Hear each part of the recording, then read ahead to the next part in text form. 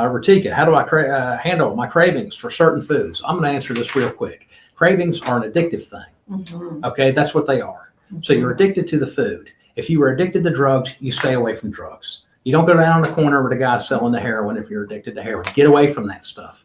All right. You don't go in the ABC store if you're addicted to alcohol. You say stimulus avoidance. Get it out. Okay. Get it out of your household. Stop going to events where they push it in your face. Tell everybody I'm swearing off of that stuff.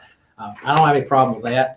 I go through periods like dry January. Guess what? Hey, I'm not drinking anything, everybody. Don't bring this stuff over to my house. Don't invite me to the events, and everyone's cool with it.